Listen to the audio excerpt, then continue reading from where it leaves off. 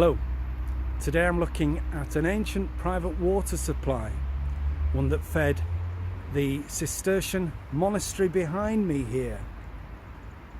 It's in Kirkstall in Leeds. It was made famous in a painting by Turner in the 18th century, depicting the picturesque abbey as Turner envisaged it might have looked at the time. So, I'm looking for evidence of the old water system. This is the first gully.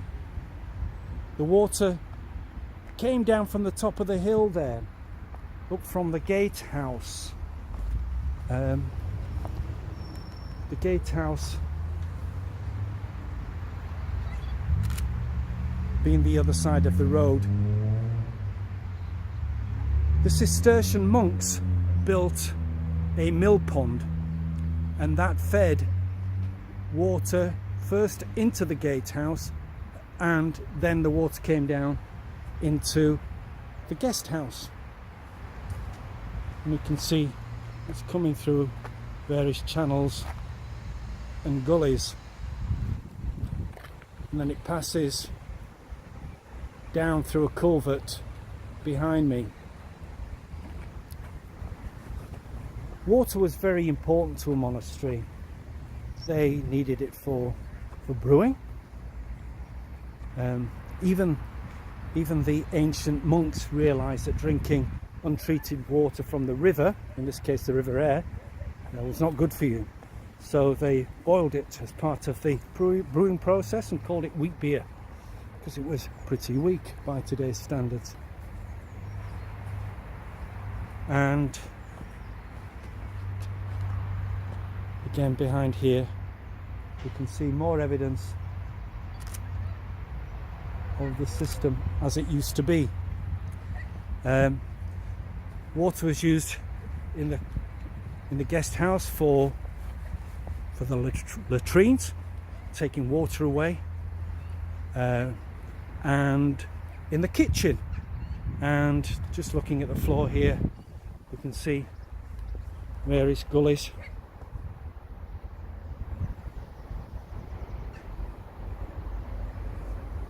That would have taken the water away. It's quite intricate, is the system here. That's why I'm looking at it, basically, because a lot of it is on show.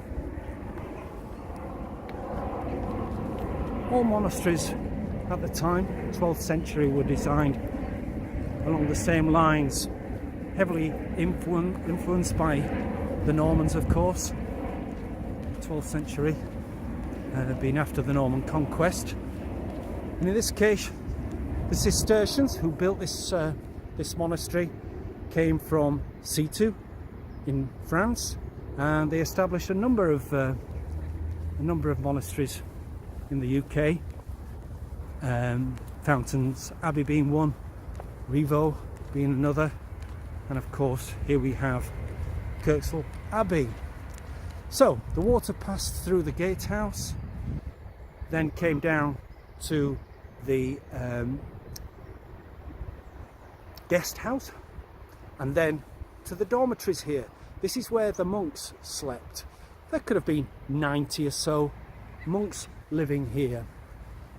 This building is particularly interesting because the water flowed underneath on the bottom floor. The monks slept upstairs, and the water flowed underneath and took the water down towards the River Aire. I'll just stop talking because we're going through the main reception.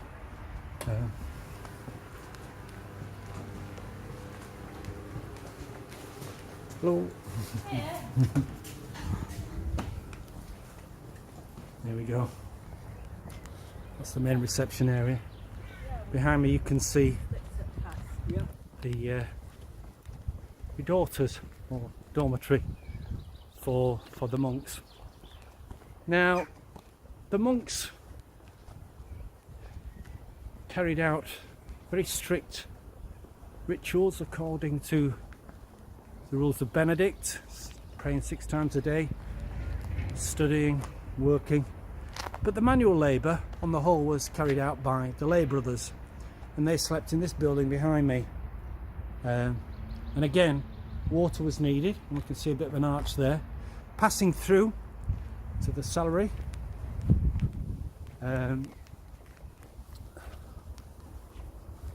Water going through these channels on its way to the kitchen. Now, one of the jobs that needed doing on a daily basis, not a very nice job, was to clean out these channels, which would have filled with various contaminants, shall we say. One from the latrines, the others from the kitchens, and maybe from the brew house, slaughterhouse, that sort of thing. Now, the water from the latrines tended to be sent straight off down to the river, the River Aire, which is behind me. The dormitories in this case were upstairs, and the channels were always downstairs. Monks did not like excrement. They felt it was unclean, and they wanted it to pass away from a height, and they wouldn't touch it. Basically, it was seen to be ungodly, so the lay brothers did all the dirty work. And you can see the various channels.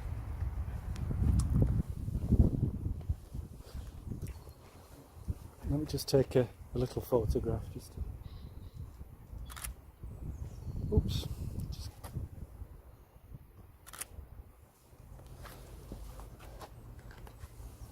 So the water then, having come through the kitchen, came to the posh bit, which is the abbot's house.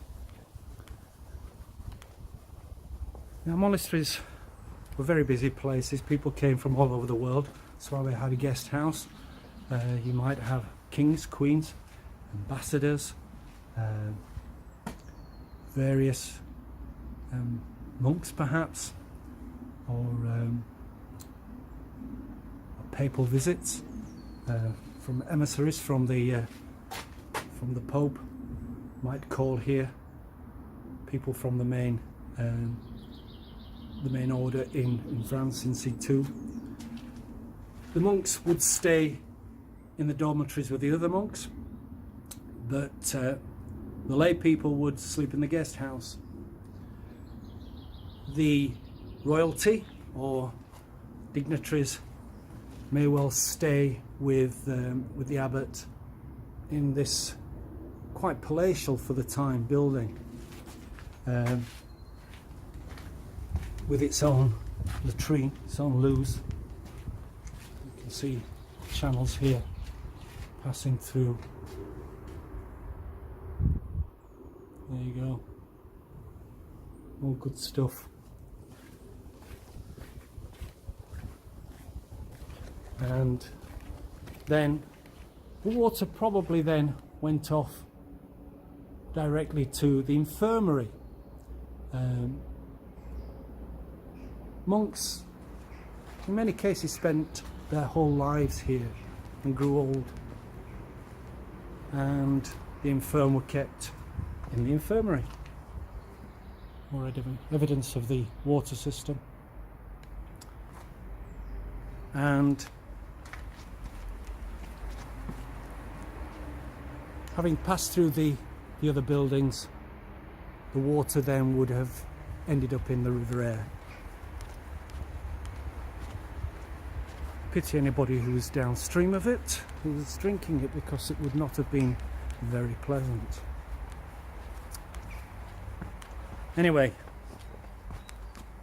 Hope you're enjoying the tour of this Gothic cathedral with plenty of Romanesque embellishments.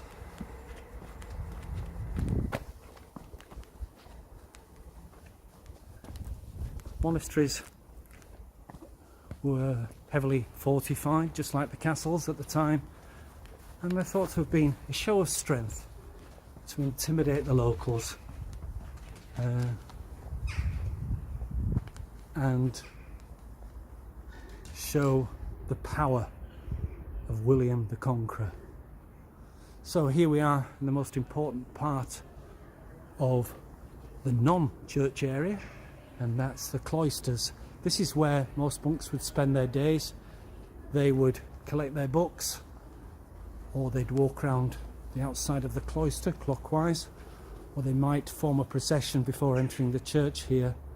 They would read their books. They would sit along that wall there because it's south facing, so in summer they'd get a bit of heat, a bit of warmth.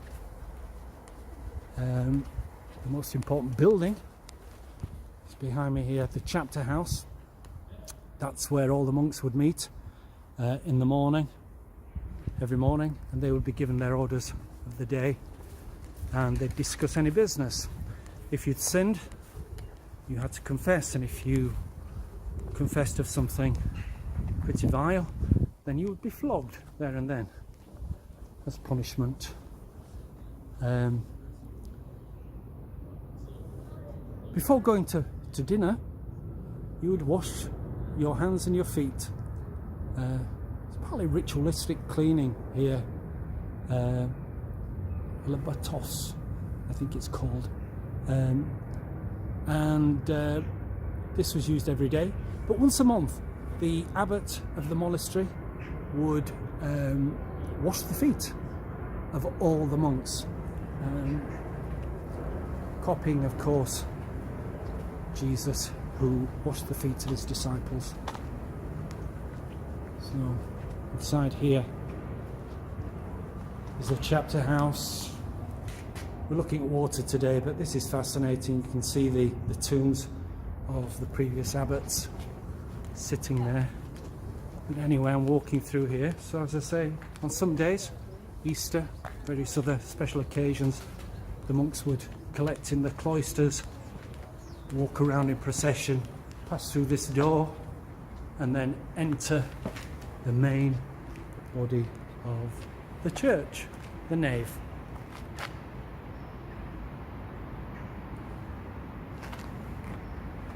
Quite spectacular. Hopefully you can see that. Got the tower behind me, and what's quite bizarre here is that this used to be a road, a main road passing through the centre of the monastery.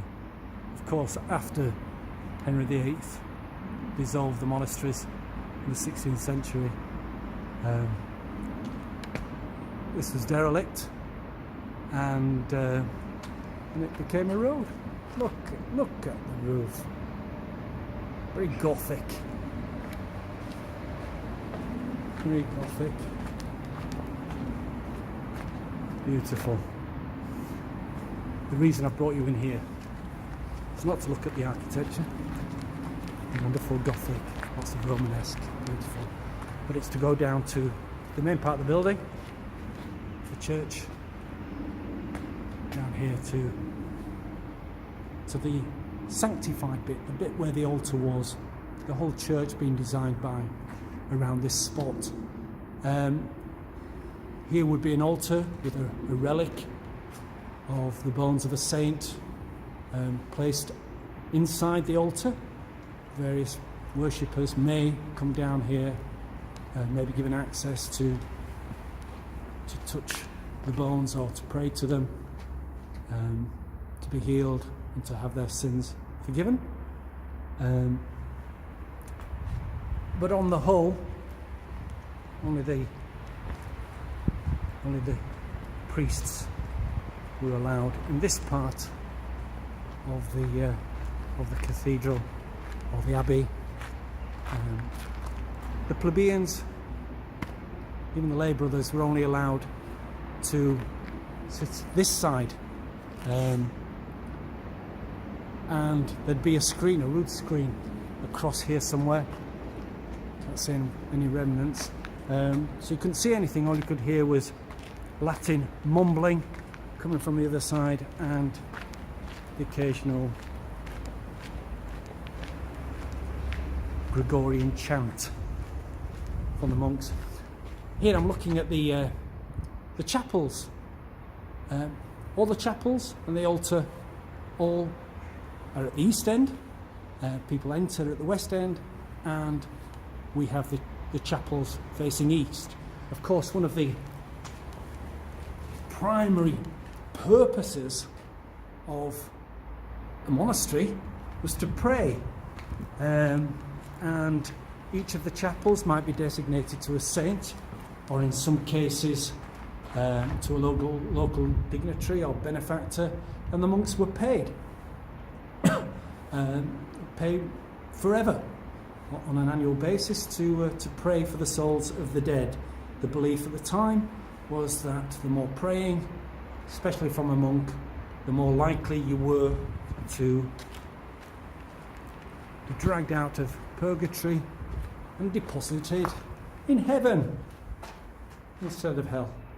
So each of these chapels, one of which will have been called the Lady Chapel, after Jesus' mother, Mary. In this case there are 6, each with their own